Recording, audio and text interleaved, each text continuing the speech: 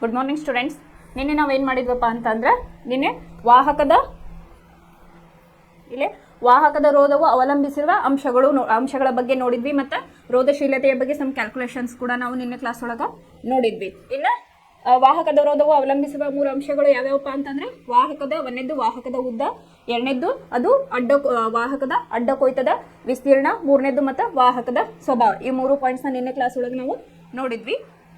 ಇವತ್ತು ಏನು ಮಾಡೋಣಪ್ಪ ಅಂತಂದ್ರೆ ವಿದ್ಯುತ್ ಶಕ್ತಿ ಚಾಪ್ಟರ್ ಒಳಗೆ ರೋಧಕಗಳ ವ್ಯವಸ್ಥೆಯ ರೋಧ ಅಂತ ಹೇಳಿ ಒಂದು ಕಾನ್ಸೆಪ್ಟ್ ಐತೆ. ಅದ್ರ ಬಗ್ಗೆ ಇವತ್ತಿನ ಕ್ಲಾಸ್ ಒಳಗೆ ನಾವು ತಿಳ್ಕೊಳ್ಳೋಣ. ಇಲ್ಲಿ ರೋಧಕಗಳ ವ್ಯವಸ್ಥೆಯ ರೋಧ ಅಂದ್ರೆ ಇಲ್ಲಿ 2 ಟೈಪ್ ನಾವಿಲ್ಲಿ ನೋಡ್ಬೋದು. ರೋಧಕಗಳನ್ನ ಯಾವ ರೀತಿಯಾಗಿ ವ್ಯವಸ್ಥಿತವಾಗಿ ಜೋಡಿಸ್ಬೋದು ಅಂತ ಹೇಳಿ.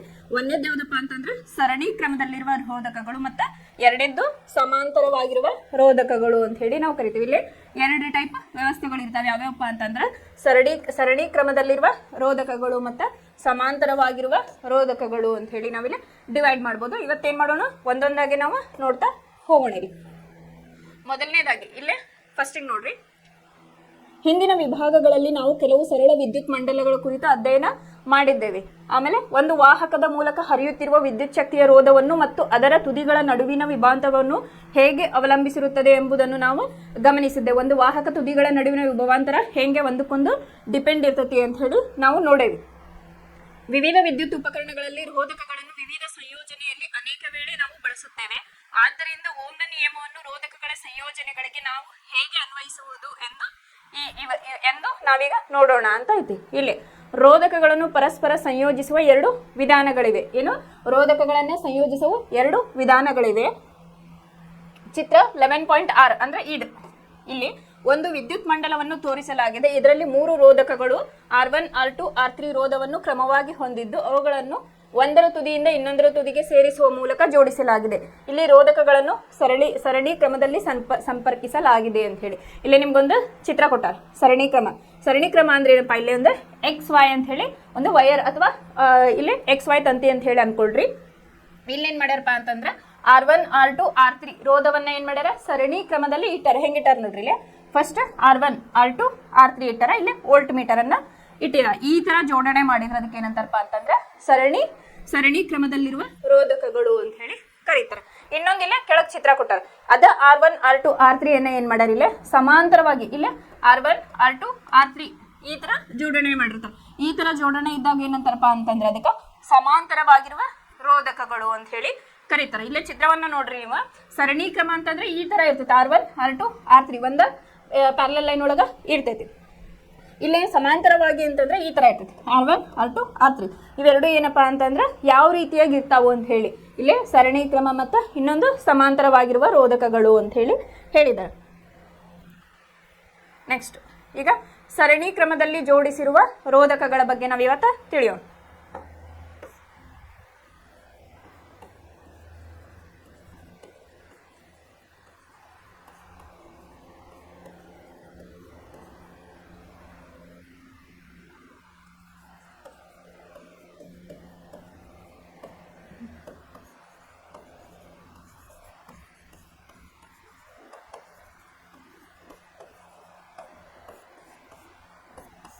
ಫಸ್ಟ್ನಾಗ ನಾವು ಯಾವ್ದು ಮಾಡೋಣ, ಸರಣಿ ಕ್ರಮದಲ್ಲಿ ಜೋಡಿಸಿದ ರೋಧಕಗಳ ಬಗ್ಗೆ ಅಂತ ಹೇಳಿ ಇಲ್ಲಿ ಒಂದು ಪ್ರಾಕ್ಟಿಕಲ್ ಎಕ್ಸಾಮನ್ನು ಕೊಟ್ಟಿದ್ದಾರೆ. ಅದ್ರ ಪ್ರಕಾರ ನಾವು ನೋಡೋಣ ಸರಣಿ ಕ್ರಮ ಯಾವ ರೀತಿಯಾಗಿ ರೋಧಕಗಳ ಜೋಡಣೆ ಇರ್ತತಿ ಅಂತ ಹೇಳಿ.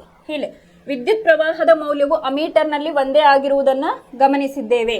ಇದು ಮಂಡಲದಲ್ಲಿ ಅಮೀಟರ್ನ ಸ್ಥಾನವನ್ನು ಅವಲಂಬಿಸಿರುವುದಿಲ್ಲ. ಇದರ ಅರ್ಥವೇನೆಂದರೆ ರೋಧಕಗಳ ಸರಣಿ ಸಂಯೋಜನೆಯಲ್ಲಿ ಮಂಡಲದ ಪ್ರತಿಯೊಂದು ಭಾಗದಲ್ಲಿ ಸಮನಾದ ವಿದ್ಯುತ್ ಪ್ರವಾಹವಿರುತ್ತದೆ ಅಥವಾ ಪ್ರತಿಯೊಂದು ರೋಧಕದ ಮೂಲಕ ಸಮಾನ ವಿದ್ಯುತ್ ಪ್ರವಹಿಸುತ್ತದೆ. ಈ ಸರಣಿ ಕ್ರಮದೊಳಗೆ ಏನಾಗ್ತದಪ್ಪ ಅಂತಂದ್ರೆ ವಿದ್ಯುತ್ ಪ್ರವಾಹ ಒಂದೇ ತರವಾಗಿ ಇರ್ತೈತೆ, ಹೆಚ್ಚು ಕಮ್ಮಿ ಇರೋದಿಲ್ಲ ಅಂತ ಹೇಳಿ ಹೇಳಿದ್ದಾರೆ. ಇಲ್ಲೇ ಫಾರ್ ಎಕ್ಸಾಂಪಲ್ ಇಲ್ಲ ವಿದ್ಯುತ್ ಮಂಡಲವನ್ನು ನಿಮಗೆ ಕೊಟ್ಟಿದ್ದಾರೆ.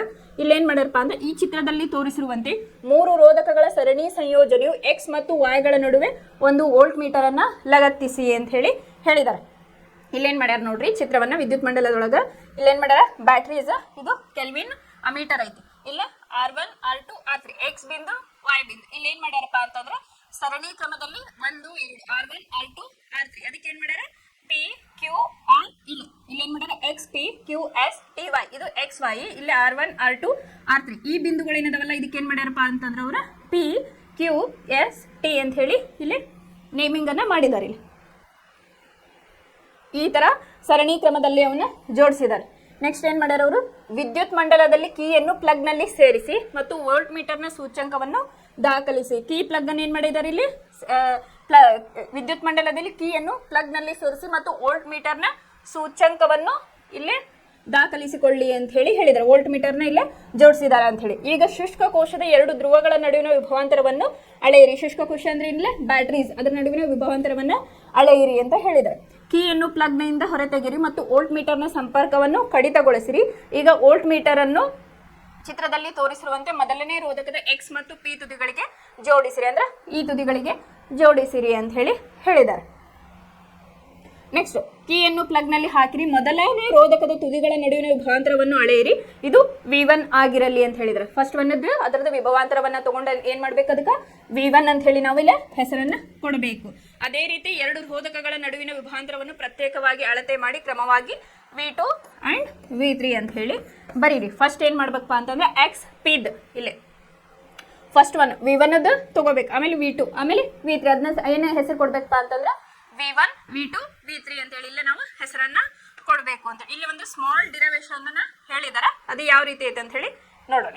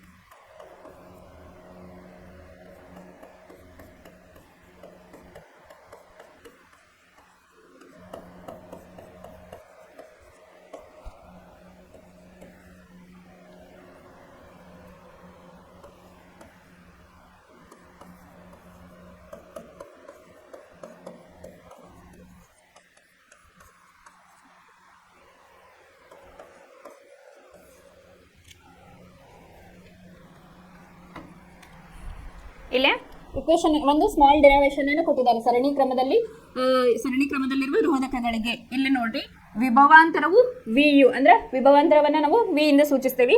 ವಿಭವಾಂತರ VU V1, V2, V3 ವಿಭವಾಂತರಗಳ ಮೊತ್ತಕ್ಕೆ ಸಮನಾಗಿರುತ್ತದೆ ಅಂತ ಹೇಳಿದ್ದಾರೆ. ಇಲ್ಲೇ ವಿಭವಾಂತರ ಏನಾಗಿರ್ತಪ್ಪ ಅಂತಂದ್ರೆ V1, V2 ಮತ್ತು V3 ಯ ಮೊತ್ತಕ್ಕೆ ಇಲ್ಲಿ ಸಮನಾಗಿರುತ್ತದೆ. ಇದು ಸರಣಿಯಲ್ಲಿನ ರೋಧಕಗಳ ಸರಣಿ ಸಂಯೋಜನೆ ವಿಭವಾಂತರವು ವೈಯಕ್ತಿಕ ರೋಧಕಗಳ ವಿಭವಾಂತರಗಳ ಮೊತ್ತಕ್ಕೆ ಸಮನಾಗಿರುತ್ತದೆ ಅಂತ ಹೇಳಿ ಇಲ್ಲಿ ಗೊತ್ತಾಗ್ತತಿ. ಇಲ್ಲಿ ಏನ್ ಮಾಡ್ಬೇಕಪ್ಪ ಅಂತಂದ್ರೆ V = V1 + V2 + V3 ಅಂತ ಹೇಳಿ ತಗೋಬೇಕು. ಇಲ್ಲಿ ಏನಾಯ್ತು ನಮ್ದು ಇಲ್ಲಿ ಮೊತ್ತ ಸೇಮ್ ಬರ್ತತಿ ಅಂತ ಹೇಳಿದ್ರು. ಹಾಗಾಗಿ ಇಲ್ಲಿ V = V1 + V2 + V3 ಇದನ್ನ ಇಕ್ವೇಶನ್ ನಂಬರ್ 1 ಅಂತ ಹೇಳಿ ನಾವು ಕನ್ಸಿಡರ್ ಮಾಡು.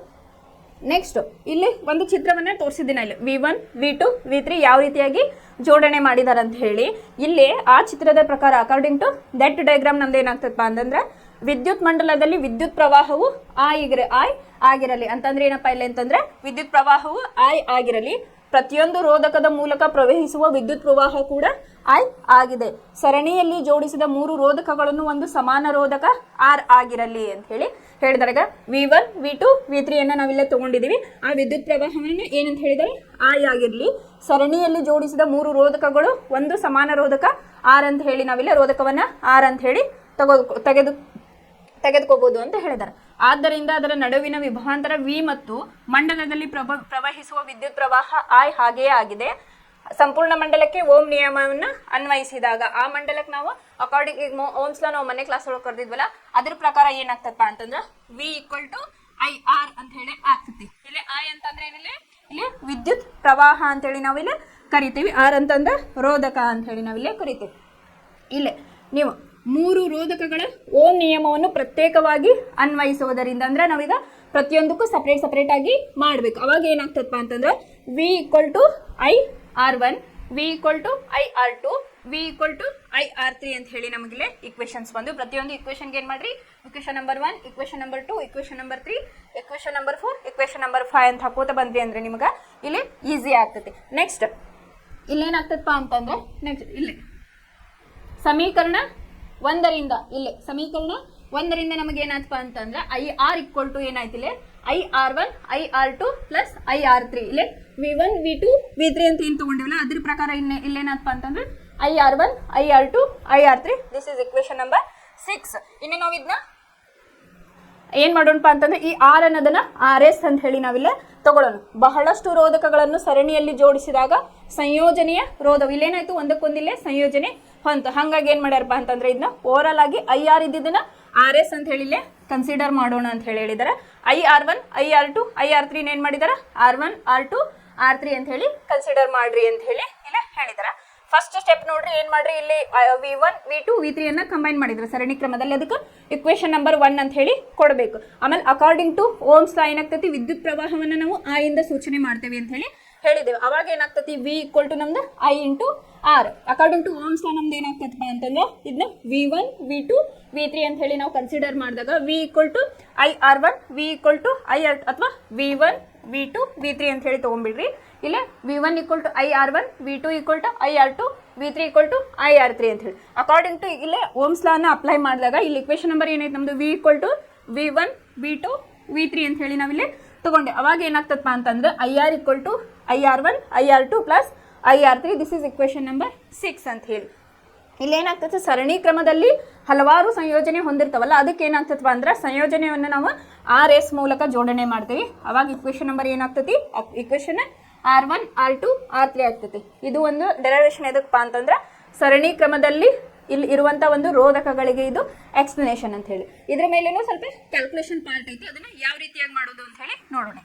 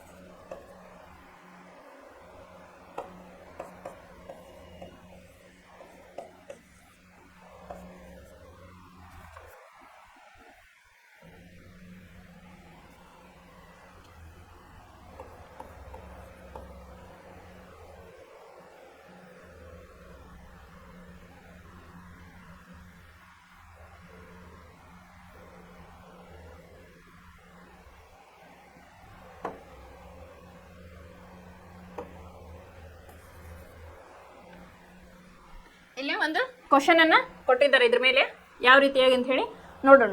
20 ಓಮ್ ರೋಧ ಹೊಂದಿರುವ ಒಂದು ವಿದ್ಯುತ್ ದೀಪ ಮತ್ತು 4 ಓಮ್ ಹೊಂದಿರುವ ರೋಧವನ್ನು ಹೊಂದಿರುವ ವಾಹಕವನ್ನು 6 ವೋಲ್ಟ್ನ ಶುಷ್ಕ ಕೋಶಕ್ಕೆ ಜೋಡಿಸಿದೆ ಅಂತ ಹೇಳಿ ಹೇಳಿದ್ದಾರೆ. ಒಂದು ಎಷ್ಟೈತಿ 20 ಓಮ್ ರೋಧ ಮತ್ತೆ ಇನ್ನೊಂದು 4 ಓಮ್ ಇರತಕ್ಕಂತ ರೋಧವನ್ನ ಏನ್ ಮಾಡ್ಯಾರ, ಒಂದು ಮಂಡಲಕ್ಕ ಜೋಡಣೆಯನ್ನ ಮಾಡಿದ್ದಾರೆ. ಅಲ್ಲಿ ವಾಹಕವನ್ನು 6 ವೋಲ್ಟ್ನ ಶುಷ್ಕ ಕೋಶಕ್ಕೆ 6 ವೋಲ್ಟ್ ಇರುವ ಒಂದು ಬ್ಯಾಟ್ರಿಗೆ ಜೋಡಿಸಿದ್ದಾರೆ. ಇದ್ರ ಒಳಗೆ ನಾವು ಏನೇನು ಕಂಡುಹಿಡಿಬೇಕಪ್ಪ ಅಂತಂದ್ರೆ ಒಂದನೇದು ಎ ಮಂಡಲದ ಒಟ್ಟು ರೋಧ, ಎರಡನೇದು ಬಿ ಏನು ಕಂಡುಹಿಡಿಬೇಕಪ್ಪ ಅಂದ್ರೆ ಮಂಡಲದಲ್ಲಿ ಪ್ರವಹಿಸುತ್ತಿರುವ ವಿದ್ಯುತ್ ಪ್ರವಾಹ, ಆಮೇಲೆ ಸಿ ಕಂಡೀಷನ್ ವಿದ್ಯುತ್ ದೀಪ ಹಾಗೂ ವಾಹಕದ ತುದಿಗಳ ನಡುವಿನ ವಿಭವಾಂತರವನ್ನ ಕಂಡು ಹಿಡಿಯಿರಿ ಅಂತ ಹೇಳಿ 3 ಕಂಡೀಷನ್ ಅನ್ನ ಇಲ್ಲೇ ಕೊಟ್ಟಿದ್ದಾರೆ. ಮೊದಲನೇ ಸ್ಟೆಪ್ ಏನ್ ಮಾಡೋಣ, ಇಲ್ಲೇ ಚಿತ್ರವನ್ನ ನೋಡ್ರಿ. ಒಂದು ವಿದ್ಯುತ್ ಮಂಡಲವನ್ನ ತಗೊಂಡು ಇಲ್ಲೇ 6 ವೋಲ್ಟ್ ಬ್ಯಾಟ್ರಿಯನ್ನ ಇಲ್ಲೇ ಜೋಡಿಸಿದಾರೆ. ಇಲ್ಲಿ ಅಮೀಟರ್, ಕೆಲ್ವಿನ್, ಇಲ್ಲೇ ಐ ಮತ್ತೆ ಇಲ್ಲಿ ಏನ್ ಮಾಡ್ಯಾರ, ಇಲ್ಲಿ 4 ಓಮ್ ಅಂತ ಹೇಳಿ ಜೋಡಿಸಿದ್ದಾರೆ. ಫಸ್ಟ್ ನಾವೇನ್ ಮಾಡೋಣಪ್ಪ ಅಂತಂದ್ರ ಇಲ್ಲೇ ಫಸ್ಟ್ ಏನು ದತ್ತಾಂಶಗಳನ್ನ ಕೊಟ್ಟಿದಾರ ಅದನ್ನ ಬರ್ಕೊಳ್ಳೋಣ. ನಮಗೇನು ಹೇಳಿದಾರ, ಇಲ್ಲಿ 20 ಓಮ್ ಹೊಂದಿರುವ ಒಂದು ರೋಧವನ್ನ ಅಂತ ಕೊಟ್ಟಿದಾರ, ಅದನ್ನ R1 ಅಂತ ಹೇಳಿ ನಾವಿಲ್ಲೇ ತೆಗೆದುಕೊಳ್ಳೋಣ. R1 ಅಂತ ಹೇಳಿ ಇನ್ನೊಂದು ಏನ್ ಮಾಡ್ಯಾರ R2, ಇನ್ನೊಂದು ರೋಧವನ್ನ 4 ಓಮ್ ಅದನ್ನ R2 ಅಂತ ಹೇಳಿ ಕೊಟ್ಟಿದ್ದಾರೆ. ಫಸ್ಟ್ ದತ್ತಾಂಶಗಳನ್ನ ಬರೀಬೇಕು, ಅಲ್ಲ ಹಾಫ್ ಮಾರ್ಕ್ಸ್ ನಿಮಗೆ ಬರ್ತೈತಿ. ನೆಕ್ಸ್ಟ್ ಫಸ್ಟ್ ಏನ್ ಕಂಡೀಷನ್ ಹೇಳ್ಯಾರ ಅವರು, ಮಂಡಲದ ಒಟ್ಟು ರೋಧವನ್ನ ಕಂಡು ಹಿಡಿಯಿರಿ ಅಂತ ಹೇಳಿ ಹೇಳಿದಾರ. ಫಸ್ಟ್ ನಾವು ಸರಣಿ ಕ್ರಮದಲ್ಲಿ ಇದನ್ನ ಹೆಂಗೆ ಕಂಡು ಹಿಡಿಬೇಕಂತ ಹೇಳಿ ಫಾರ್ಮುಲಾವನ್ನ ನೋಡಿದ್ವಿ. RS = R1 + R2 ಆಯ್ತು. R1 ಎಷ್ಟು ಕೊಟ್ಟಾರ ಇಲ್ಲಿ 20 ಓಮ್, ಆಮೇಲೆ R2 4 ಓಮ್, ಟೋಟಲ್ ಏನಾಯ್ತು ಇಲ್ಲಿ 24 ಓಮ್. ಇಲ್ಲೇ ನಮ್ದು ಆನ್ಸರ್ ಬಂತಿದ್ದು ಎ ಕಂಡೀಷನ್. ಎ ಕ್ವಶನ್ ಇತ್ತಲ್ಲ, ಮಂಡಲದಲ್ಲಿನ ಒಟ್ಟು ರೋಧವನ್ನ ಇಲ್ಲಿ ನಾವು ಫೈಂಡ್ ಔಟ್ ಮಾಡಿದ್ವಿ. ಇನ್ನ ಎರಡನೇ ಕಂಡೀಷನ್, ಮಂಡಲದಲ್ಲಿ ಪ್ರವಹಿಸುತ್ತಿರುವ ವಿದ್ಯುತ್ ಪ್ರವಾಹ ಅಂತ ಹೇಳಿ ಹೇಳಿದ್ದಾರೆ. ಇಲ್ಲಿ ಶುಷ್ಕ ಕೋಶದ 2 ಧ್ರುವಗಳ ನಡುವಿನ ವಿಭವಾಂತರ ಅಂತ ಹೇಳಿ ತಗೊಂಡಿದ್ದಾರೆ. V = ಏನಾಗ್ತೈತೆ ಅವಾಗ 6V ಅಂತ ಹೇಳಿ ಆಗ್ತತಿ. ಇಲ್ಲಿ ಶುಷ್ಕ ಕೋಶದ 2 ಧ್ರುವಗಳ ನಡುವಿನ ವಿಭವಾಂತರ 6V. ಈಗ ಓಮ್ನ ನಿಯಮದಂತೆ ಮಂಡಲದಲ್ಲಿ ಪ್ರವಹಿಸುತ್ತಿರುವ ವಿದ್ಯುತ್ ಪ್ರವಾಹವನ್ನ ನಾವು ಕಂಡು ಹಿಡಿಬೇಕು. ಅವಾಗ ಏನಾಗ್ತದಪ್ಪ ಅಂತಂದ್ರೆ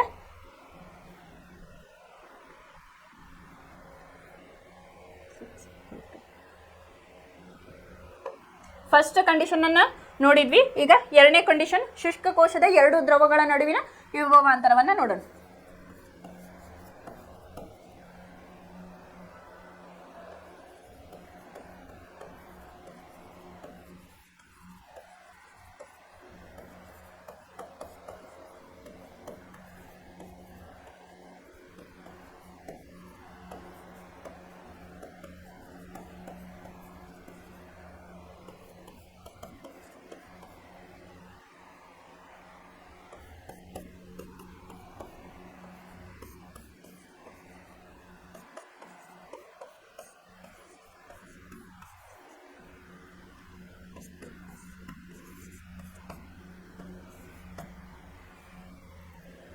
ಇಲ್ಲೇ ಸೆಕೆಂಡ್ ಕಂಡೀಷನ್ ಏನಾಗ್ತದೆ ಅಂತಂದ್ರೆ, ಶುಷ್ಕ ಕೋಶದ 2 ಧ್ರುವಗಳ ನಡುವಿನ ವಿಭವಾಂತರವನ್ನ ನಾವು V = 6 ವೋಲ್ಟ್ ಅಂತ ಹೇಳಿ ಬರ್ತೈತೆ. ಎಷ್ಟು ಕೊಟ್ಟಾರ ನಮ್ಗೆ 6 ವೋಲ್ಟಿನ ಬ್ಯಾಟರಿ ಅಂತ ಹೇಳಿ ಕೊಟ್ಟಿದ್ದಾರೆ. ಈಗ ಓಮ್ನ ನಿಯಮದಂತೆ ಏನಾಗ್ತದೆ, ಈಗ ನಮ್ದು I = V/RS = ಎಷ್ಟೈತಿ 6 ವೋಲ್ಟ್. ಇಲ್ಲಿ ನಮಗೆ ಆನ್ಸರ್ ಎಷ್ಟು ಬಂತು, R1 R2 ಕಂಬೈನ್ ಮಾಡಿದಾಗ ನಮ್ಗೆ 24 ವೋಲ್ಟ್. ಇಲ್ಲಿ ಫಸ್ಟ್ ಸ್ಟೆಪ್ ಒಳಗೆ ನಮಗೆ ಏನು ಬಂತು, 24 ಓಮ್ ಅನ್ನ ಬಂತು ನಮಗೆ ಆನ್ಸರ್. ಇದು ಬಿಫೋರ್ ತೋರಿಸಿದ್ನಲ್ಲ, ಅವಾಗ ಕಂಬೈನ್ ಮಾಡಿದಾಗ 24 ಓಮ್ ಮತ್ತೆ ನಮಗಲ್ಲಿ 4 ಓಮ್ ಅನ್ನ ಕೊಟ್ಟಿದ್ರು. 2 RS ನ ಫೈಂಡ್ ಔಟ್ ಮಾಡಿದಾಗ ನಾವು ಅವಾಗ ಏನು ಬಂತು, ನಮ್ಗೆ 24 ಬಂತು.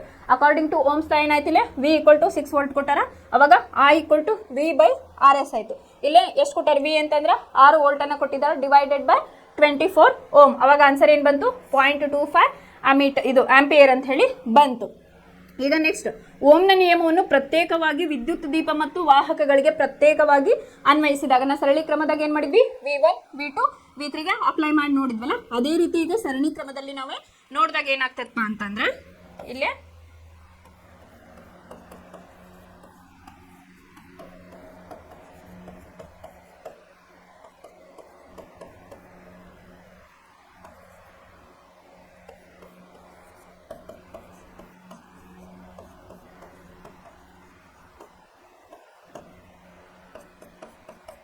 ನೆಕ್ಸ್ಟ್ ಸ್ಟೆಪ್ ಇಲ್ಲಿ ಏನು ಮಾಡ್ಯಾರಪ್ಪ ಅಂತಂದ್ರೆ, ಓಮ್ ನಿಯಮವನ್ನು ಪ್ರತ್ಯೇಕವಾಗಿ ನಾವು ಅಪ್ಲೈ ಮಾಡಿದಾಗ ಏನಾಗ್ತತಿ ಇಲ್ಲಿ ಅಂತಂದ್ರೆ, V1 = 20 ಓಮ್ ಪ್ಲಸ್ ಇಲ್ಲಿ 0.2 V1 ಎಷ್ಟೈತಿ ನಮ್ದು 20 ಓಮ್ ಐತಿ. ಆಮೇಲೆ ಏನು ಬಂತು ನಮಗಿಲ್ಲಿ ಓಮ್ನ ಒಟ್ಟು ವಿದ್ಯುತ್ ಪ್ರವಾಹ ಎಷ್ಟು ಬಂತಿಲ್ಲ, 0.25 ಆಂಪಿಯರ್ ಬಂತು. ಸೊ V1 = 20 ಓಮ್ ಇಂಟು 0.25 ಮಾಡಿದಾಗ ನಿಮ್ಗೆ ಏನಾಯ್ತಿಲ್ಲ 1 ವೋಲ್ಟ್. ಇಲ್ಲಿ ನಿಮ್ಗೆ ಇಲ್ಲಿ 0.25 ಮಾಡಿದಾಗ ನಿಮ್ಗೆ ಏನಾಯ್ತಿಲ್ಲ 5 ವೋಲ್ಟ್ ಆನ್ಸರ್ ಬಂತು. V1 = 20 ohm first V1 plus ನಮಗಿಲ್ಲ ಒಟ್ಟು ವಿದ್ಯುತ್ ಪ್ರವಾಹ ಎಷ್ಟು ಬಂತು, 0.25 ಆಂಪಿಯರ್ ಬಂತು. ಟೋಟಲ್ ಈಗ ಓಮ್ ನಿಯಮವನ್ನು ನಾವು ಪ್ರತ್ಯೇಕವಾಗಿ ಅನ್ವಯಿಸಿದಾಗ ಏನಾಗ್ತದಪ್ಪ ಅಂತಂದ್ರೆ, ಇಲ್ಲಿ 20 ಓಮ್ ಪ್ಲಸ್ 0.25 ಆಂಪಿಯರ್ = 5 ವೋಲ್ಟ್ ಇಲ್ಲಿ ನಮಗೆ ಬಂತು. ಮತ್ತೆ ವಾಹಕ ತುದಿಗಳ ನಡುವಿನ ವಿಭವಾಂತರ ಅಂದ್ರೆ V2 ಎಷ್ಟು ಬರ್ತೈತೆ ನಮಗೆ 4 ಓಮ್ ಇಂಟು ಅಂದ್ರೆ V2 ಅಂದ್ರೆ ಎಷ್ಟಿತ್ತು ನಮ್ಗೆ 4 ಓಮ್ ಅನ್ನ ನಮಗೆ ದತ್ತಾಂಶದೊಳಗೆ ಕೊಟ್ಟಿದ್ರು.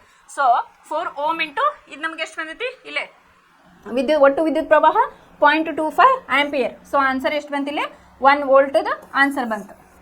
ನೆಕ್ಸ್ಟ್ ಸ್ಟೆಪ್ ಒಳಗೆ ಏನು ಮಾಡ್ರಿ ಅಂತಂದ್ರೆ, ಒಂದು ವೇಳೆ ನಾವು ಸರಣಿ ಜೋಡಣೆಯಲ್ಲಿರುವ ವಿದ್ಯುತ್ ದೀಪ ಮತ್ತು ವಾಹಕಗಳನ್ನು ಒಂದು ಸಮಾನ ರೋಧಕದಿಂದ ಬದಲಾಯಿಸಿದಾಗ ಅದರ ರೋಧವು ಎಷ್ಟೆಂದರೆ ಶುಷ್ಕ ಕೋಶಗಳ ತುದಿಗಳ ನಡುವಿನ ವಿಭವಾಂತರವು 6V ಮಂಡಲದಲ್ಲಿ 0.25 ಆಂಪಿಯರ್ ವಿದ್ಯುತ್ ಪ್ರವಾಹವನ್ನು ಉಂಟು ಮಾಡಬೇಕು. ಅಂತಹ ಸಮಾನ ರೋಧಕ ಆರ್ ನ ರೋಧವು ಅಂತ ಹೇಳಿದಾರೆ. ಅವಾಗ ಏನಾಗ್ತೈತಪ್ಪ ಅಂತಂದ್ರೆ R = V/I. ವಿ ಎಷ್ಟೈತಿ ನಮ್ಗಿಲ್ಲೇ 6 ವೋಲ್ಟ್ ಐತಿ. I ಎಷ್ಟು ಬಂದೈತಿ 0.25 ಆಂಪಿಯರ್ ಬಂದೈತಿ. ಆನ್ಸರ್ ಎಷ್ಟು ಬಂತಿತ್ತು ಕ್ಯಾಲ್ಕುಲೇಟ್ ಮಾಡಿದಾಗ 24 ಓಮ್ ಇಲ್ಲಿ ನಮಗೆ ಆನ್ಸರ್ ಬಂತು. ಇದು ಸರಣಿ ಕ್ರಮದ ಮಂಡಲದ ಒಟ್ಟು ರೋಧ. ಇದು ಮಂಡಲದಲ್ಲಿರುವ ಎರಡು ರೋಧಕಗಳ ರೋಧದ ಒಟ್ಟು ಮೊತ್ತ ಅಂತ ಹೇಳಿದಾರೆ. ಇಲ್ಲಿ ಏನು ಮಾಡ್ಬೇಕಪ್ಪ ಅಂತಂದ್ರೆ ಫಸ್ಟ್ ಕ್ವಶನ್ ಅನ್ನ ಏನು ಕೇಳಿದಾರೆ ನೋಡ್ರಿ. 3 ಕಂಡೀಷನ್ ಅನ್ನ ಕೊಟ್ಟಿದ್ದಾರೆ. 3 ಕಂಡೀಷನ್ ಯಾವ್ಯಾವಪ್ಪ ಅಂತಂದ್ರೆ ಮಂಡಲದ ಒಟ್ಟು ರೋಧವನ್ನ ಕಂಡುಹಿಡಿಯಿರಿ, ಮತ್ತು ಮಂಡಲದಲ್ಲಿ ಪ್ರವಹಿಸುತ್ತಿರುವ ವಿದ್ಯುತ್ ಪ್ರವಾಹ, ಮೂರನೇದು ವಿದ್ಯುತ್ ದೀಪ ಹಾಗೂ ವಾಹಕ ತುದಿಗಳ ನಡುವಿನ ವಿಭವಾಂತರವನ್ನ ಕಂಡುಹಿಡಿಯಿರಿ ಅಂತ ಹೇಳಿದ್ದಾರೆ. ಈಗ ಫಸ್ಟ್ ಸ್ಟೆಪ್ ನಾವು ಏನು ಮಾಡಬೇಕು, ದತ್ತಗಳನ್ನ ಬರ್ಕೋಬೇಕು. R1 = 20 ಓಮ್ ಕೊಟ್ಟಿದ್ರು, R2 = 4 ಓಮ್ ಅನ್ನ ಕೊಟ್ಟಿದ್ರು.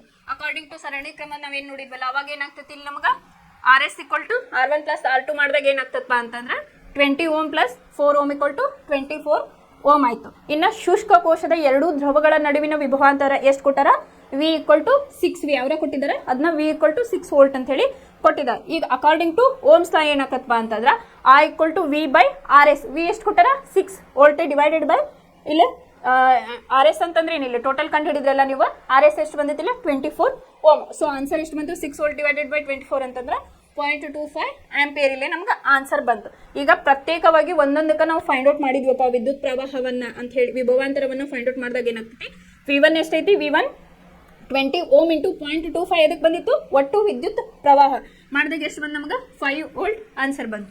ಇನ್ನು ನೆಕ್ಸ್ಟ್ ವಾಹಕ ತುದಿಗಳ ನಡುವಿನ ವಿಭವಾಂತರವನ್ನು ನಾವು V2 = ಏನಾಯ್ತು 4 ಓಮ್ ಇಂಟು 0.25 ಆಂಪಿಯರ್ ನಮಗಿಲ್ಲಿ ಆನ್ಸರ್ ಬಂದಿತ್ತು. ಅವಾಗ ನಮಗೆ 1 ವೋಲ್ಟ್ ಇಲ್ಲೇ ಆನ್ಸರ್ ಬಂತು. ಇನ್ನು ಲಾಸ್ಟ್ ಕಂಡೀಷನ್ ಏನಿಲ್ಲ, ಮೂರನೇ ಕ್ವಶನ್ ಏನಪ್ಪ ಇಲ್ಲ ಅಂತಂದ್ರೆ ವಿದ್ಯುತ್ ದೀಪ ಹಾಗೂ ವಾಹಕ ತುದಿಗಳ ನಡುವಿನ ವಿಭವಾಂತರವನ್ನು ಮಾಡಿದಾಗ ಏನಾಗ್ತದೆ ನಮಗಿಲ್ಲಿ R = V/I. V ಅಂದ್ರೆ ಎಷ್ಟು 6 ವೋಲ್ಟ್, I ಅಂತಂದ್ರೆ 0.25 ಆಂಪಿಯರ್. ಇಲ್ಲೇನು ಬಂತು ನಮಗೆ ಆನ್ಸರ್ 24 ಓಮ್ ಇಲ್ಲೇ ಆನ್ಸರ್ ಬಂತು.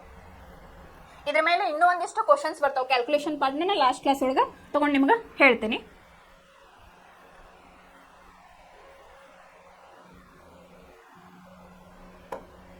ಇನ್ನು ಸಮಾಂತರವಾಗಿ ಜೋಡಿಸಿರುವ ರೋಧಕಗಳು ಅಂತ ಹೇಳಿದ್ದಾರೆ. ಎರಡನೇದು ಯಾವುದು ಟೈಪು, ಸಮಾಂತರವಾಗಿ ಜೋಡಿಸಿರುವ ರೋಧಕಗಳು ಅಂತೇಳಿ. ನಿಮ್ಗೆ ಆಗಲೇ ನಾನು ಚಿತ್ರ ತೋರಿಸಿದೆ, ಅಲ್ಲೇ ಸರಣಿ ಕ್ರಮದೊಳಗೆ R1 R2 R3 ಒಂದ ಲೈನ್ ಒಳಗೆ ತಗೊಂಡಿರುವ. ಸಮಾಂತರವಾಗಿ ಅಂತಂದ್ರೆ 1 2 3 ಅಪ್ಪರ್ ಮಿಡಲ್ ಲೋವರ್ ಅಂತ ಹೇಳಿ ತಗೋತಾರೆ. ಇಲ್ಲೇ ನಿಮಗೆ ಚಿತ್ರವನ್ನು ನೋಡಿದ್ರೆ ಗೊತ್ತಾಗ್ತತಿ. ಈ ತುದಿಗಳನ್ನ ಏನದವಲ್ಲ XY ಅಂತ ಹೇಳಿ ಒಂದು ಪಾಯಿಂಟ್ ಅನ್ನು ಮಾರ್ಕ್ ಮಾಡ್ಕೊಂಡಿದ್ದಾರೆ. R1 R2 R3 ಇವಕ್ಕ ಬಿಂದುಗಳಿಗೆ ಏನ್ ಮಾಡ್ಯಾರ LPS MQT ಅಂತ ಹೇಳಿ ಇಲ್ಲೇ ಮಾಡಿದಾರೆ.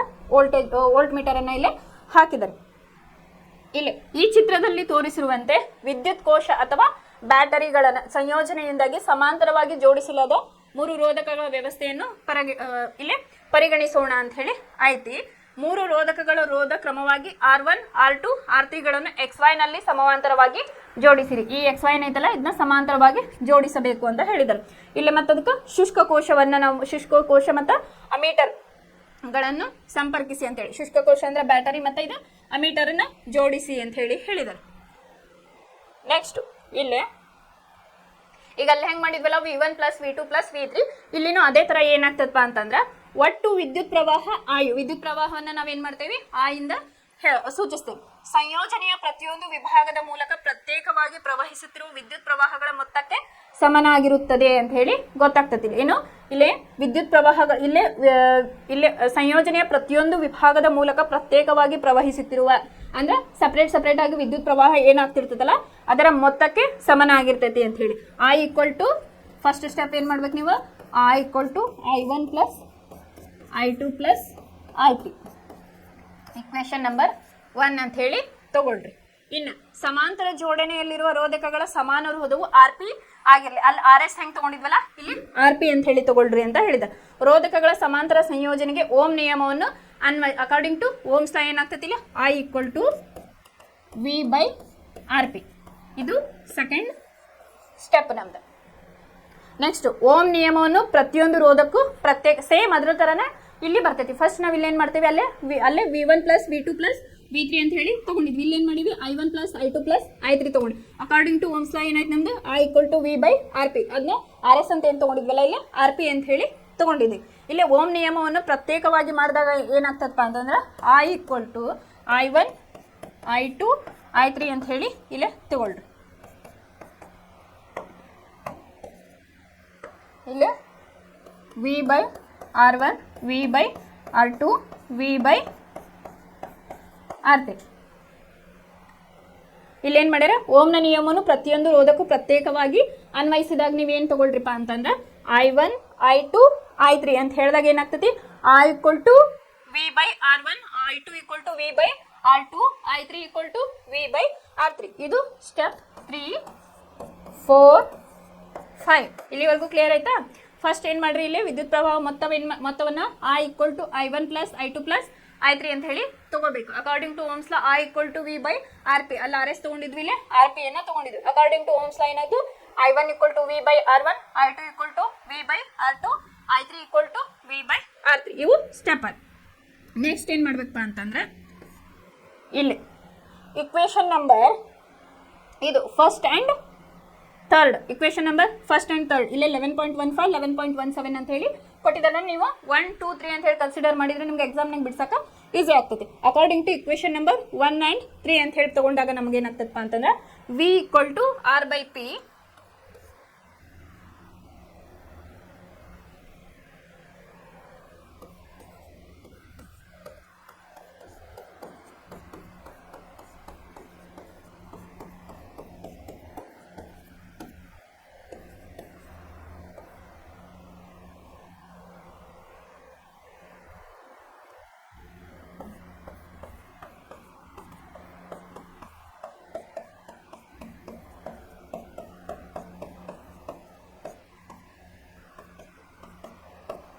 ಇಲ್ಲೇ ನೋಡ್ರಿ. ನೆಕ್ಸ್ಟ್ ಇಕ್ವೇಶನ್ ನಂಬರ್ 1 and 3 ಅಂತ ಹೇಳಿ ತಗೊಂಡಾಗ ನಮ್ಗೆ ಏನಾಗ್ತತಿ V by R P equal to V by R1 plus V by RT plus V by R3 ಆಯ್ತು. ನೆಕ್ಸ್ಟ್ ಇಲ್ಲೇ ವಿ ಬೈ ಆರ್ ಪಿ ತಗೊಂಡ V by R1 V by R2 V by R3 ಅದನ್ನ ಅಥವಾ ನೀವು ಹೆಂಗ್ ಬರಿಬಹುದು ಅಂದ್ರೆ 1 by R P equal to 1 by R1 plus 1 by R2 plus 1 by R3. ಇದು ಏನಪ್ಪಾ ಅಂತಂದ್ರೆ ಸಮಾಂತರವಾಗಿ ಜೋಡಿಸಿರುವ ರೋಧಕಗಳನ್ನ ಯಾವ ರೀತಿಯಾಗಿ ಡಿರೈವೇಶನ್ ಮಾಡ್ತಾರ ಅಂತ ಹೇಳಿ, ಅಂದ್ರೆ ವಿದ್ಯುತ್ ಮಂಡಲದೊಳಗೆ ಯಾವ ರೀತಿಯಾಗಿ ನಾವು ಕ್ಯಾಲ್ಕುಲೇಷನ್ ಮಾಡಬಹುದು ಅಂತ ಹೇಳಿ ತೋರಿಸಿದ್ರು. First step I1 plus I2 plus I3. ಆಮೇಲೆ ಓಮ್ಸ್ ಲಾವನ್ನ ಅಪ್ಲೈ ಮಾಡಬೇಕು. ಫಸ್ಟ್ ಓಮ್ಸ್ ಲಾನ್ ಹಾಕೊಂಡು ಅದನ್ನೇನು ಮಾಡಬೇಕು, ಪ್ರತ್ಯೇಕವಾಗಿ R1 R2 R3 ಏನಿತ್ತಲ್ಲ ಅದಕ್ಕೆ ಸಪರೇಟ್ ಆಗಿ ಅಪ್ಲೈ ಮಾಡಬೇಕು. ಆಮೇಲೆ ಅವ್ನು ಕಂಬೈನ್ ಮಾಡಿದಾಗ ನಮ್ಗೆ ಏನು ಆನ್ಸರ್ ಬರ್ತೈತಲ್ಲ ಅದನ್ನ ಸಮಾಂತರವಾಗಿ ಜೋಡಿಸಿರುವ ರೋಧಕಗಳಿಗೆ ಯಾವ ರೀತಿಯಾಗಿ ಮಾಡ್ತೇವೆ ಅಂತ ಹೇಳಿ ಗೊತ್ತಾಯ್ತು. ಇನ್ನ ಈಗ ಸರಣಿ ಕ್ರಮದಲ್ಲಿ ಕ್ಯಾಲ್ಕುಲೇಷನ್ ನೋಡಿದ್ದೆಲ್ಲ ಅದೇ ತರ ಇಲ್ಲಿ ಒಂದು ಕ್ಯಾಲ್ಕುಲೇಷನ್ ಅನ್ನ ಕೊಟ್ಟಿದ್ದಾರೆ, ಯಾವ ರೀತಿ ಅಂತ ಹೇಳಿ ನೋಡೋಣ. ಇಲ್ಲಿ ಒಂದು ವಿದ್ಯುತ್ ಮಂಡಲದ ಚಿತ್ರದಲ್ಲಿ ಅಂದ್ರೆ ಇದನ್ನ ತಗೊಂಡಿದ್ದಾರೆ ಅವ್ರು. ಇಲ್ಲೇನ್ ಕೊಟ್ಟಿದಾರಲ್ಲ ಇದನ್ನ ಇಲ್ಲೇನ್ ಮಾಡಿದಾರೆ ಅಂತಂದ್ರೆ R1 R2 R3 ಗಳ ಬೆಲೆಗಳು ಕ್ರಮವಾಗಿ R1 R2 R3 ಗಳ ಬೆಲೆಗಳು ಕ್ರಮವಾಗಿ 5 ಓಮ್ 10 ಓಮ್ 30 ಓಮ್ಗಳಾಗಿದ್ದು ಅವುಗಳನ್ನು 12 ಓಮ್ ವಿಭವಾಂತರವಿರುವ ಒಂದು ಶುಷ್ಕಕ್ಕೆ ಜೋಡಿಸಿದೆ. ಹಾಗಾದರೆ ನೀವೇನ್ ಕಂಡುಹಿಡಿಬೇಕು, ಪ್ರತಿಯೊಂದು ರೋಧಕದ ಮೂಲಕ ಪ್ರವಹಿಸುತ್ತಿರುವ ವಿದ್ಯುತ್ ಪ್ರವಾಹ. ಫಸ್ಟ್ನೇದು ಕಂಡೀಷನ್ ಏನು, ಪ್ರತಿಯೊಂದು ರೋಧಕದ ಮೂಲಕ ಪ್ರವಹಿಸುತ್ತಿರುವ ವಿದ್ಯುತ್ ಪ್ರವಾಹವನ್ನ ಕಂಡುಹಿಡಿಬೇಕು. ಎರಡನೇದು ಮಂಡಲದಲ್ಲಿರುವ ಒಟ್ಟು ವಿದ್ಯುತ್ ಪ್ರವಾಹವನ್ನ ಕಂಡುಹಿಡಿಬೇಕು.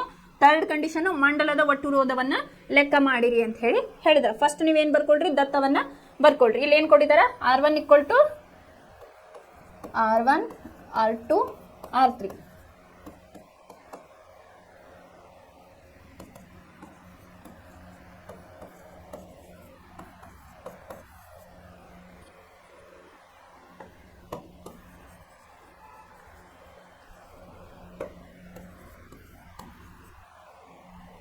ಫಸ್ಟ್ ಆಮೇಲೆ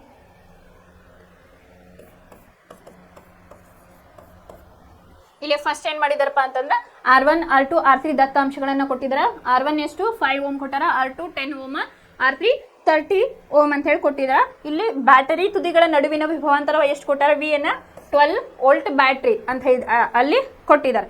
ಇನ್ನು ನೆಕ್ಸ್ಟ್ ಹಾಗೆಯೇ ಪ್ರತಿಯೊಂದು ರೋಧಕದ ನಡುವಿನ ವಿಭವಾಂತರವಾಗಿದೆ. ಆದ್ದರಿಂದ ನಾವು ರೋಧಕಗಳಲ್ಲಿರುವ ವಿದ್ಯುತ್ ಪ್ರವಾಹವನ್ನು ಅಳೆಯಲು ಓಮ್ನ ನಿಯಮವನ್ನು ಅನ್ವಯಿಸುತ್ತವೆ. ಇಲ್ಲೆಲ್ಲ ಕ್ಯಾಲ್ಕುಲೇಷನ್ ನಾವು ಏನು ಮಾಡತ್ತೀವಿ, ಅಕಾರ್ಡಿಂಗ್ ಟು ಓಮ್ಸ್ ಲಾನ ಮಾಡತ್ತೀವಿ. ಈಗ R1 R2 R3 ಅನ್ನು ನಾವೀಗ ಕಂಡು ಹಿಡಿಬೇಕು. ಈಗ ಫಸ್ಟ್ನೇದು ಏನು ಮಾಡೋಣ, R1 ಮೂಲಕ ಪ್ರವಹಿಸುತ್ತಿರುವ ವಿದ್ಯುತ್ ಪ್ರವಾಹವನ್ನು ಫಸ್ಟ್ ಫೈಂಡ್ ಔಟ್ ಮಾಡೋಣ. I1 = V/R1.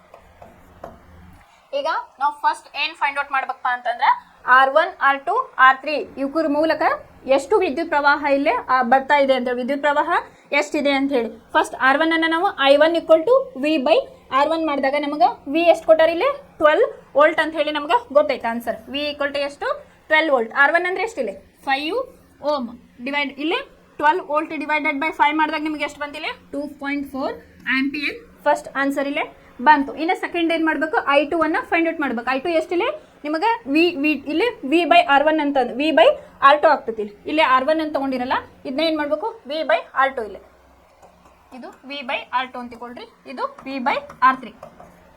ಇಲ್ಲಿ R2 ಎಷ್ಟೈತಪ್ಪ ಅಂತಂದ್ರೆ 10 ಓಮ್ ಇಲ್ಲೇ ಐತಿ. So 12 volt divided by 10 ohm ಮಾಡಿದಾಗ ನಮಗೆ ಎಷ್ಟು ಬರ್ತದಪ್ಪ ಅಂತಂದ್ರೆ 1.2 ಆಂಪಿಯರ್ ಆನ್ಸರ್ ಬರ್ತೈತಿ. ಅದೇ ರೀತಿಯಾಗಿ I3 ಮಾಡಿದಾಗ V/R3 V ಎಷ್ಟು 12 ವೋಲ್ಟ್ ಡಿವೈಡೆಡ್ ಬೈ 30 ಓಮ್ ಮಾಡಿದಾಗ ನಮಗೆ ಏನು ಬರ್ತೈತಪ್ಪ 0.4 ಆಂಪಿಯರ್ ಇಲ್ಲೇ ಬರ್ತೈತಿ. ನೆಕ್ಸ್ಟ್ ಏನು ಕಂಡೀಷನ್, ಮಂಡಲದಲ್ಲಿನ ಒಟ್ಟು ವಿದ್ಯುತ್ ಪ್ರವಾಹವನ್ನ ಕಂಡುಹಿಡಿಯಬೇಕೀಗ.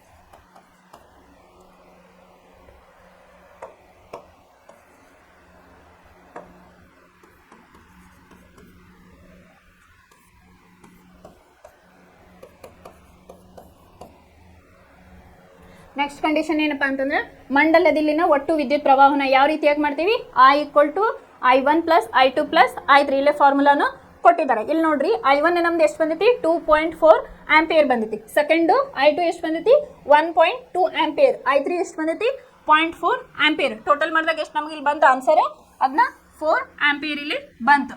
ಫಸ್ಟ್ ಕಂಡೀಷನ್ ಒಳಗೆ ಏನು ಮಾಡಿದ್ವಿಪ್ಪ ಅಂತಂದ್ರೆ ನಾವು ಇಲ್ಲಿ ಫಸ್ಟ್ ನಮ್ಗೆ ಏನು ದತ್ತಾಂಶಗಳನ್ನು ಕೊಟ್ಟಿದ್ದಾರೆ ಅದು ಬರ್ಕೊಂಡ್ವಿ. ನೆಕ್ಸ್ಟ್ ಏನು ಮಾಡಿದ್ವಿ ನಾವು R1 R2 R3 ಮೂಲಕ ಎಷ್ಟು ವಿದ್ಯುತ್ ಪ್ರವಾಹ ಆಗತೈತಿ ಅಂತ ಹೇಳಿ ಕ್ಯಾಲ್ಕುಲೇಟ್ ಅನ್ನ ಮಾಡಿದ್ವಿ. ಅದಕ್ಕೆ ಫಾರ್ಮುಲಾ ಏನು, I1 = V/R1, ಆಮೇಲೆ I2 = V/R2, ಆಮೇಲೆ I3 = V/R3. ಅದು ಏನು ಆನ್ಸರ್ ಇತ್ತಲ್ಲ ಅದು ಮಾಡಿದ್ವಿ. ನೆಕ್ಸ್ಟ್ ಮಂಡಲದಲ್ಲಿ ಒಟ್ಟು ವಿದ್ಯುತ್ ಪ್ರವಾಹವನ್ನು ಯಾವ ರೀತಿಯಾಗಿ ನಾವು ಮಾಡ್ತೀವಿ, I = I1 + I2 + I3. ನಮಗೆ I1 ಎಷ್ಟು ಬಂದಿತ್ತು 2.4 ಆಂಪಿಯರ್ ಬಂದಿತ್ತು, ಪ್ಲಸ್ 1.2 I2 ಬಂದಿತ್ತು, ಆಮೇಲೆ I3 ಎಷ್ಟು ಬಂದಿತ್ತು 0.4 ಆಂಪಿಯರ್ ಬಂದಿತ್ತು. ಸೊ ಆನ್ಸರ್ ನಮ್ಗೆ 4 ಆಂಪಿಯರ್ ಇಲ್ಲೇ ಬಂತು. ಇನ್ನು ನೆಕ್ಸ್ಟ್ ಕಂಡೀಷನ್ ಏನಪ್ಪಾ ಅಂತಂದ್ರೆ ಮಂಡಲದಲ್ಲಿ ಒಟ್ಟು ರೋಧ RP ಸಮೀಕರಣ ಇಲ್ಲಿ ಬರೀ ಮಂಡಲದ ಒಟ್ಟು ರೋಧವನ್ನ ಕಂಡುಹಿಡಿಬೇಕು. ನಾವು ಅದನ್ನ ಯಾವ ರೀತಿಯಾಗಿ ಸೂಚಿಸ್ತೇವೆ ಅಂತ ಹೇಳಿದ್ವಿ, RP ಇಂದ ಸೂಚನೆಯನ್ನ ಮಾಡ್ತೇವೆ ಅಂತ ಹೇಳಿದ್ವಿ. ಇಲ್ಲಿ ಅಕಾರ್ಡಿಂಗ್ ಟು ಸಮಾಂತರವಾಗಿ ನಾವು ಹೇಳಿದ್ವಲ್ಲ, ಇಲ್ಲೇ 1/R1 1/R2 ಮತ್ತು 1/R3 ಅಂತ ಹೇಳಿ ನೋಡಿದ್ವಲ್ಲ, ಆ ಫಾರ್ಮುಲಾ ಪ್ರಕಾರ ಇಲ್ಲೇನಾಗ್ತದಪ್ಪ ಅಂತಂದ್ರೆ 1/RP = 1/5 + 1/10 + 1/30 ohm is equal to 1/3. ಇಲ್ಲೇ ನೋಡ್ರಿ ಮಂಡಲದಲ್ಲಿನ ಒಟ್ಟು ರೋಧವನ್ನು ನಾವು ಯಾವ ಚಿಹ್ನೆಯಿಂದ ಸೂಚಿಸ್ತೇವೆ ಆರ್ ಪಿ. ಈಗ ಸಮಾಂತರ ಜೋಡಣೆ ಫೈನಲ್ ಫಾರ್ಮುಲಾ ನಮ್ಗೆ ಏನು ಬಂತು 1/RP = 1/5 ಅಂದ್ರೆ 1/R1 + 1/R2 + 1/R3. ನಮ್ಗೆ R1 R2 R3 ಇಲ್ಲೇ ಗೊತ್ತದ. R1 ಅಂತಂದ್ರೆ 5 Ω, R2 ಅಂತಂದ್ರೆ 10 Ω, ಆಮೇಲೆ R3 ಅಂತಂದ್ರೆ 30 Ω ಅಂತೇಳಿ. ಸೊ ಇದನ್ನ ನಾವು ಕ್ಯಾಲ್ಕುಲೇಟ್ ಮಾಡಿದಾಗ ನಮ್ಗೆ ಆನ್ಸರ್ ಏನು ಬಂತಪ್ಪ ಅಂತಂದ್ರೆ 1/3 ಬಂತು. ಸೊ ಅವಾಗ ಏನಾಗ್ತೈತಿ, ಇದು RP = 3 Ω ಇಲ್ಲೇ ನಮಗೆ ಆನ್ಸರ್ ಇಲ್ಲೇ ಬಂತು. ಕ್ಯಾಲ್ಕುಲೇಟ್ ಮಾಡಿದಾಗ ಏನಾಯ್ತಪ್ಪ ಅಂತಂದ್ರೆ RP = 3 Ω ಅಂತ ಹೇಳಿ ಗೊತ್ತಾಯ್ತು. ಇಲ್ಲೇನು ಮಾಡ್ತಾರಪ್ಪ ಅಂತಂದ್ರೆ ನಿಮಗೆ ಈಗ 5 Ω 10 Ω 30 Ω ಕೊಟ್ಟಾರಲ್ಲ, ನಿಮಗಲ್ಲಿ ಏನು ಮಾಡ್ಬೋದು 2 4 10 ಈ ಥರ ಏನಾದರೂ ಕೊಡ್ಬೋದು. ಅಥವಾ ಅವ್ರು 5 10 30 ಕೊಟ್ಟಾರಲ್ಲ, ಅಲ್ಲಿ ನಿಮಗೆ ಡಿಫ್ರೆಂಟ್ ನಂಬರ್ಸ್ ಅಷ್ಟು ಕೊಡ್ತಾರೆ. ಬಟ್ ಕ್ಯಾಲ್ಕುಲೇಷನ್ ಮೆಥಡ್ ಏನೈತಲ್ಲ ನಿಮ್ದು ಸೇಮೇ ಇರಬೇಕು. ಫಸ್ಟ್ ನೀವು ದತ್ತಾಂಶಗಳನ್ನು ಬರ್ಕೊಂಡು ಏನು ಮಾಡಿರಿ, I1 I2 I3 find out ಮಾಡಿರಿ. ಅಕಾರ್ಡಿಂಗ್ ಟು ಓಮ್ಸ್ ಲಾ ನೀವು ಫೈಂಡ್ ಔಟ್ ಮಾಡಿದ್ರಿ ಅಂತಂದ್ರೆ ಮಂಡಲದಲ್ಲಿನ ಒಟ್ಟು ವಿದ್ಯುತ್ ಪ್ರವಾಹವನ್ನು ಹೆಂಗೆ ಮಾಡ್ತೀರಿ ಅಂತಂದ್ರೆ ನೀವು I1 I2 I3 find out ಮೂರನ್ನ combine ಮಾಡಿದಾಗ ಒಂದು ಆನ್ಸರ್ ಬರ್ತದೆ. ಆಮೇಲೆ ಏನು ಮಾಡಬೇಕು, ನೀವು ಆ ಫಾರ್ಮುಲಾ ಏನು ಬಂದಿರ್ತೈತಲ್ಲ ನಮ್ಗೆ ಸಮಾಂತರವಾಗಿ ಅದನ್ನು ಅಪ್ಲೈ ಮಾಡಿರಿ. ಅದನ್ನು ಅಪ್ಲೈ ಮಾಡಿದಾಗ ಏನಾಗ್ತದಪ್ಪ ಅಂತಂದ್ರೆ 1/RP = 1/R1 + 1/R2 + 1/R3 ನೀವು ಅಲ್ಲಿ ಬೆಲೆಗಳನ್ನು ಹಾಕಿದ್ರಿ ಅಂತಂದ್ರೆ ನಿಮ್ಗೆ ಆನ್ಸರ್ ಸಿಗ್ತೈತಿ. ಸ್ಟೆಪ್ ಬೈ ಸ್ಟೆಪ್ ನೀವು ಮಾಡ್ಕೋತಾ ಬಂದ್ರಿ ಅಂತಂದ್ರೆ ಇದು ಈಸಿಯಾಗಿ ನಿಮಗೆ ಆಗ್ತೈತಿ. ಇಲ್ಲೇ ಇನ್ನೊಂದು ನಿಮಗೆ ಇದು ಕೊಟ್ಟಿದ್ದಾರ ಕ್ವಶನನ್ನು, ಇದನ್ನೊಂದು ನೋಡೋಣ. ಇಲ್ಲೇ ಚಿತ್ರ 11.12 ಅಂತೇಳಿ ಒಂದು ವಿದ್ಯುತ್ ಮಂಡಲವನ್ನು ಇಲ್ಲಿ ಕೊಟ್ಟಿದ್ದಾರೆ. ಇದ್ರ ಕ್ವಶನ್ ನೋಡ್ರಿ. R1 = 10 Ω, R2 = 40 Ω, R3 = 30 Ω. ಫಸ್ಟ್ ಏನು ಮಾಡೋಣ, R1 = R2 ಆ್ಯಂಡ್ R3 ಎಷ್ಟು ಕೊಟ್ಟಾರ 10 40 30.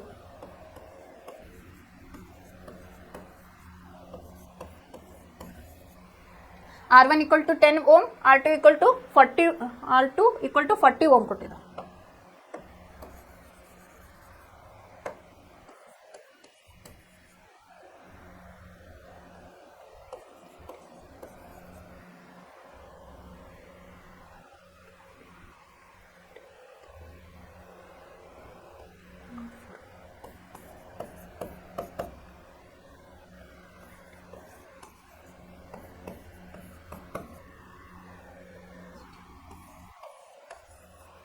ಇಲ್ಲೇ ನೋಡ್ರಿ, ನಾವು ಅಲ್ಲೇ R1 R2 R3 ಮಾತ್ರ ಈ ಹಿಂದಿನ ಕ್ವಶನ್ ಒಳಗೆ ನೋಡಿದ್ವಲ್ಲ, ಅಲ್ಲಿ ಏನು ಮಾಡಿದ್ರು R1 R2 R3 ಮಾತ್ರ ನಿಮ್ಗೆ ಕೊಟ್ಟಿದೆ. ಈ ಕಂಡೀಷನ್ ಒಳಗೆ ನೋಡ್ರಿ R1 R2 R3 R4 R5 ತನ ನಿಮಗಿಲ್ಲೇ ಕೊಟ್ಟಿದೆ. R1 ಎಷ್ಟಪ್ಪ ಅಂತಂದ್ರೆ 10 Ω ಕೊಟ್ಟಿದ್ದಾರೆ, R2 40 Ω, R3 30 Ω, R4 20 Ω, R5 60 Ω ಅನ್ನ ಕೊಟ್ಟಿದ್ದಾರೆ. ಇನ್ನು ನೆಕ್ಸ್ಟ್ 12 ವೋಲ್ಟ್ನ ಬ್ಯಾಟರಿಯನ್ನು ಸಂಯೋಜಿಸ್ತಾರೆ. ಇಲ್ಲೇ ಬ್ಯಾಟರಿ ಎಷ್ಟು ವೋಲ್ಟ್ ಐತಿ 12 Ω ಐತಿ.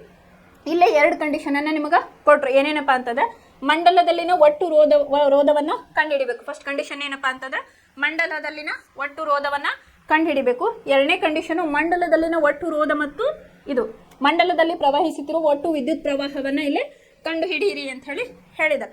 ಈಗ ಇದು ಸಮಾಂತರವಾಗಿ ಜೋಡಣೆ ಮಾಡಿರ್ತೇವಲ್ಲ, ಅದ್ರ ಪ್ರಕಾರ ಏನಾಗ್ತದಪ್ಪ ಅಂತಂದ್ರೆ ಇಲ್ಲಿ ನೋಡ್ರಿ, ನಾವು ಮಂಡಲದಲ್ಲಿ ಸಮಾಂತರವಾಗಿ ಜೋಡಿಸುವ ರೋಧಕಗಳಾದ R1 ಮತ್ತು R2ಗಳನ್ನು ಸಮಾನ ರೋಧ ಹೊಂದಿರುವ R' ಹೊಂದಿರುವ ರೋಧಕದಿಂದ ಬದಲಾಯಿಸುತ್ತೇವೆ ಎಂದು ಭಾವಿಸೋಣ. ಅಂದ್ರೆ ಇಮ್ಯಾಜಿನ್ ಮಾಡ್ಕೊರಿ ಅಂತ ಹೇಳಿದೆ. ಹಾಗೆ ನಾವು ಸಮಾಂತರ ಜೋಡಣೆಯಲ್ಲಿರುವ ರೋಧಕಗಳಾದ R3 R4 R5ಗಳನ್ನು ಒಂದು ಸಮಾನ ರೋಧ R" ಹೊಂದಿರುವ ರೋಧಕದಿಂದ ಬದಲಾಯಿಸಿದಾಗ ಸಮೀಕರಣ ಅಂತಂದ್ರೆ ಏನ್ ಮಾಡ್ಯಾರ, R1 and R2 ಅನ್ನ ಹೆಂಗಂತಂದ್ರೆ R', ಆಮೇಲೆ R3 R4 ಆಮೇಲೆ R5 ಅನ್ನ R" ಅಂತ ಹೇಳಿ ಇಲ್ಲಿ ತಗೊಳ್ಳೋಣ ಅಂತ ಹೇಳಿ ಹೇಳಿದೆ. ಅಕಾರ್ಡಿಂಗ್ ಟು ಅವಾಗ ಏನಾಗ್ತದಪ್ಪ ಅಂತಂದ್ರೆ 1/,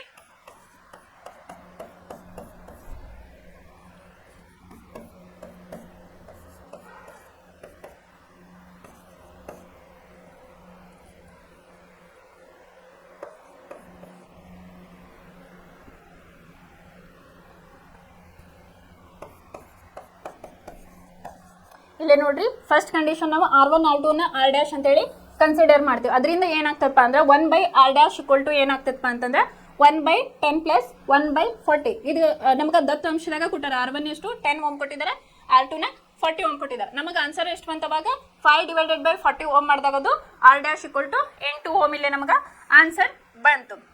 ಇನ್ನು ನೆಕ್ಸ್ಟ್ ಕಂಡೀಷನ್ ನೋಡ್ರಿ, R' ಅನ್ನ ಕಂಡುಹಿಡಿಬೇಕು ನಾವು. ಏನು 1 by r ಡಬಲ್ ಡ್ಯಾಶ್ ಅಂತಂದ್ರೆ 1 by r3 plus 1 by r4 plus 1 by r5 ಅಂತ ಹೇಳಿ ತಗೊಳ್ಳಿ.